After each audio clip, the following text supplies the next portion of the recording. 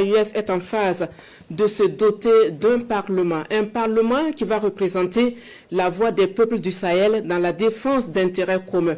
Ouagadougou abrite la rencontre les 18 et 19 septembre.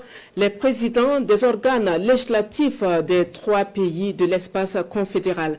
Ils vont apprécier le protocole additionnel et le règlement intérieur défini par les techniciens. En attendant, on assiste à l'accueil à l'aéroport international de Ouagadougou du président du Conseil consultatif de la refondation du Niger et son homologue du Mali, le président du Conseil national de transition. C'est avec Césaire Carfo et Moussaki.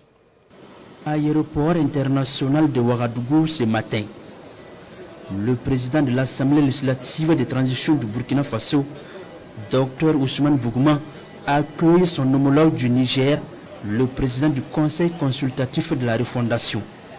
Puis dans l'après-midi, c'est au tour du président du Conseil national de transition du Mali de fouler le sol burkinabé.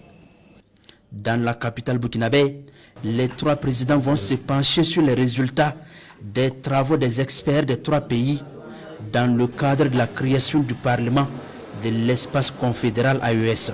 Lors de la première session de l'AES qui s'est tenue à Niamey le 6 juillet 2024, nos 3 chefs d'État vraiment ont décidé de la mise en place de la 3e instance qui est la session confédérale des parlements. Durant ces 2 jours, nous allons nous pencher vraiment sur les résultats de ces travaux qui ont eu lieu ici en mi-août.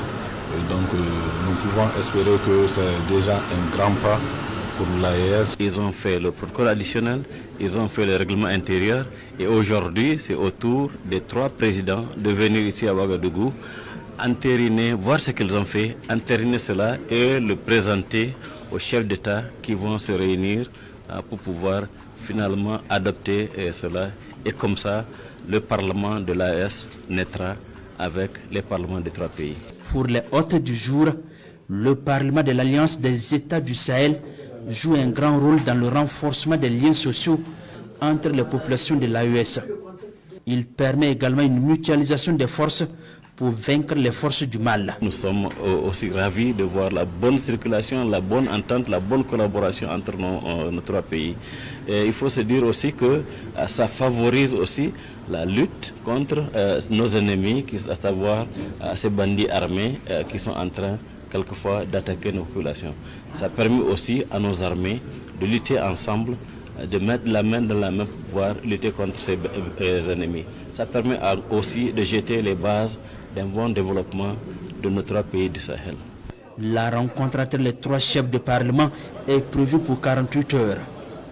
Elle vise à jeter les bases d'un développement coordonné souhaité par les populations de l'espace confédéral. Le rendez-vous de Ouagadougou constitue une avancée significative dans la consolidation des engagements des chefs d'État de l'Alliance des États du Sahel.